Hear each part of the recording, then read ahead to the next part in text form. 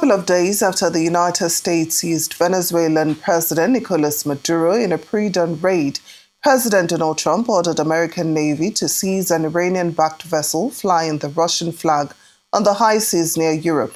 Arise U.S. correspondent James Blue joins us now for an update on the trial of Mr. Maduro and other matters arriving.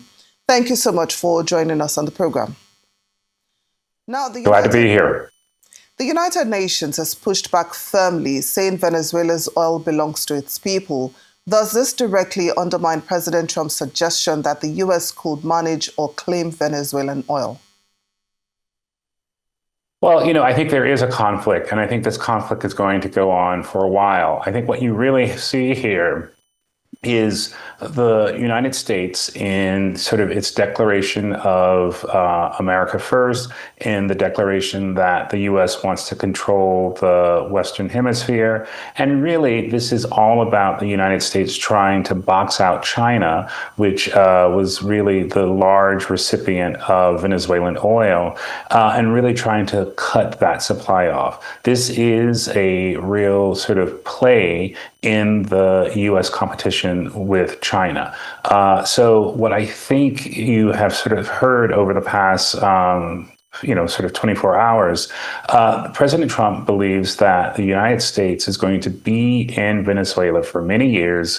The U.S. is going to use the oil revenue from Venezuela first to pay back the U.S. companies that were seized and sort of became part of the Venezuelan state oil company. And then they're going to use that money, the remainder of that money, to sort of fund the project in Venezuela. This is unprecedented. It is without sanction. It is likely illegal within international law. But as President Trump's leading national security or Homeland Security advisor said to a reporter earlier this week, who is going to do anything about it? And I think that is probably one of the biggest casualties of this effort, the way in which the sort of international system is being sort of torn up and blown apart by the aggressive U.S. efforts to really clean up the neighborhood in their mind in the Western Hemisphere. James, now, President Trump is also proposing a $1.5 trillion defense budget after the Venezuela operation. Is this about deterrence, or are we seeing a shift towards a more interventionist U.S. foreign policy, you think?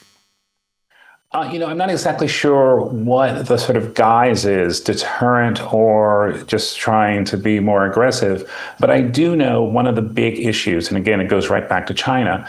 China's been able to produce many, many more naval vessels than the United States in the past 2 or 3 years. And so President Trump earlier, I guess it was, President Trump last month announced that they were creating a new class of ship, the Trump class of naval vessels. And so this is a real attempt to kind of re-energize, redeploy, and really rearm the U.S. military. And so I think you're going to see a lot more displays of U.S. power. And one way to display that is through these sort of war machines. Clearly, they recognize that there is likely going to be the need for troops and other sort of military support in Venezuela. There are at the moment no U.S. military on the ground. Very important for them to say military, because we do know that there are CIA agents and other sort of intelligence agents on the ground in Venezuela. But I do think the effort, both the oil, which is going to be redirected and sort of distributed at the will of the U.S., and the increased defense budget, it's all about countering China. And that's what we have to really, really examine. Now, taken together, Venezuela, defense spending, and UN withdrawals, are we witnessing a new, more unilateral American doctrine that prioritizes power over partnerships? Yeah, it's power over partnership, and it really is a rejection of the sort of the Cold War and the post-Cold War world. President Trump sort of believes that the American presidency and America's sort of preeminence in the world is all about sort of power and prestige. This whole idea, make America great again, many of us thought that there was sort of hearkening back to a different era. You know, is it the 1950s? Is it the 1910s? Who knows? But part of that, in sort of making America great, is really pumping America up as an imperial power. And so the greatness is sort of rising above and sort of being able, in a way, to kind of rule in a very, very sort of imperialistic way. I think we're seeing that, and I think it really will have consequences. I was really struck by the fact that the UK Navy assisted the US yesterday in the exercise as they were getting the Russian ship in the North Atlantic. I think, as you know, with the threats to Greenland and Denmark, a number of European countries wrote letters to the United States sort of protesting.